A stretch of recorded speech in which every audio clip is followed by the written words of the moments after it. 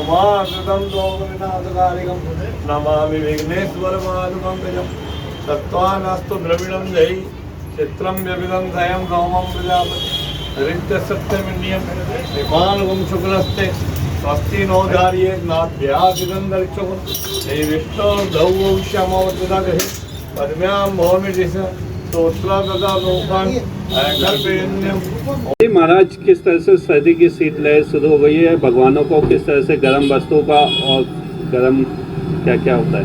जी साहब, अनुकूल से ही शरद ऋतु प्रारंभ हो जाती है और पुष्कर पूर्णिमा से भगवान को शरद ऋतु का प्रारंभ होना अपने संसार में शास्त्रों में माना गया है। तो भगवान को सुबह पहले स्नान ध्यान करा करके सुबह गर्म वस्त्र कम्बल धारण कराए जाते हैं और प्राचीन पद्धति से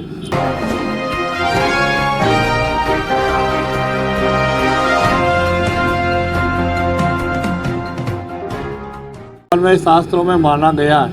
तो भगवान को सुबह पहले स्नान ध्यान करा करके सुबह गर्म वस्त्र कम्बल धारण कराए जाते हैं और प्राचीन पद्धति से जो अग्नि छाने होते हैं ओपले, उनका भगवान के तप किया जाता है।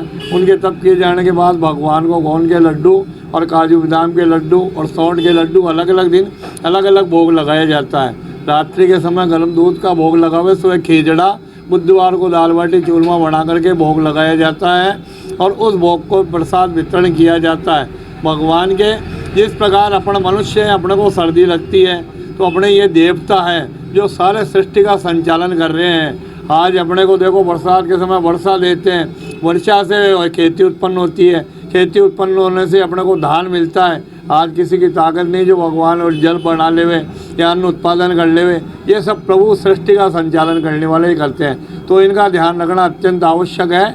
इसलिए इन भगवान को गर्म वस्त्रों का धारण करके अन्नकूट का भोग, मूली पालक का भोग, गर्म वस्तुओं का भोग, खीचड़ा, अनुकूल सब वस्तुओं का मिश्रण करके भोग लगाया जाता है। स्नान किस तरह के? स्नान नवाए पानी से गर्म पानी में थोड़ा सा निवाया पानी छाने जलाते हैं। उस समय तबली के अंदर स्नान कर निवाया पानी करके भगवान को ज़्यादा गर्म भी नहीं, उससे स्नान करा करके भगवान को बिल्कुल पोंछ के, जिस प्रकार अपने स्नान करते हैं बिना स्नान वस्त्र धारण कराया जाए। वस्त्र धारण करने के बाद चंदन लगा करके पुष्पमाला धारण करके भगवान को मोतीचूर के लड्डू का भोग, गुड़ का भोग लगाया जाता है और वो भोग लगाने के बाद में वो प्रसाद वितरण किया जाता है और उससे भगवान को गर्म वस्त्रों का धारण कराया जाता है। रात्रि के समय में कम्बल वस्त्र ओढ़ाए जाते हैं। महंत घनश्यामाचार्य, प्राचीन गणेश जी का मंदिर, आगरा गेट में। किस तरह से मान्यता है कि अब भगवानों को भी सर्दी लगती है? ये भाव की बात है। भावेन देवता वित्तते, भाव से देवता विराजमान होते हैं। जिस प्रकार हमें सर्दी लगती है तो हमारा ये मानना है कि भगवान को सर्दी लगती है और उस भाव के स्वरूप हम भगवान को ऋतु काल के अनुसार पोशाक पहनाते हैं। ग्रीष्मकालीन ऋतु होती है तो हल्का पतला कपड़ा पहनाते हैं। इसी प्रकार वर्षाकालीन में भी हम मौसम के हिसाब से उनको कपड़े पहनाते हैं, परिधान पहनाते हैं, पोशाकें पहनाते हैं। सर्दी ऋतु के अंदर ऊनी पोशाक पहनाई जाती है ताकि भगवान को ठंड न लगे, ऐसा हमारा भाव है और ऐसा रहना भी चाहिए, क्योंकि भाव से सारी चीज़ें रहती है और मौसम के अनुसार हम व्यंजनों का भगवान के भोग लगाते हैं। क्या क्या चाहा जाता है सर्दी में भोजन? सर्दी में हमें जो तिल के लड्डू वगैरह, उसके अलावा सौंठ के और अजवान के इनके लड्डू बनाते हैं भगवान के लिए, जो सुबह भोग लगाते हैं। अच्छा, जैसे ज़्यादा सर्दी पड़ती है तो फिर क्या हीटर वगैरह? अगर ज़्यादा सर्दी पड़ती है तो हम कोयले की अंगीठी भी लगाते हैं और आज के युग में हीटर चालू हो गए तो हीटर लगा देते हैं। आपका नाम?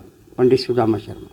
हाँ भैया, किस तरह से शीत ऋतु आ चुकी है और अब भगवानों को किस तरह से गर्म कपड़ों को? भगवान को रोज़ उनके गर्म कपड़े पहनाए जाते हैं, शॉल, मखमल के कपड़े, और रोज़ उन्हें सिगड़ी चिताई जाती है। रोज़ सुबह 5-6 बजे से भगवान की राजभोग आरती तक सिगड़ी चेती रहती है और उसके अलावा राजभोग आरती के अंदर भगवान को गरम गरम भोजन कराए जाते हैं, जैसे खिचड़ी हुई, राबड़ी हुई, मक्की की रोटी हुई और गरम गरम खाने का भोजन कराया जाता है। और किस तरह से फिर सर्दी तेज होती है तो फिर तेज होते होते ऐसा होता है कि रोज़ सिगड़ी चिताई जाती है भगवान के, और शॉल डबल कर दी जाती है और भगवान के जो पुराने जो जाड़े मोटे जो कपड़े हैं वो और पहनाए जाते हैं। कौन सा मंदिर है ये? ये पटिकटला स्थित नया लक्ष्मी नारायण मंदिर है, अग्रवाल फतेहपुरिया धड़ा का। पट्टी कटला, नया बाजार, अजमेर। आपका नाम? जी, पीयूष शर्मा।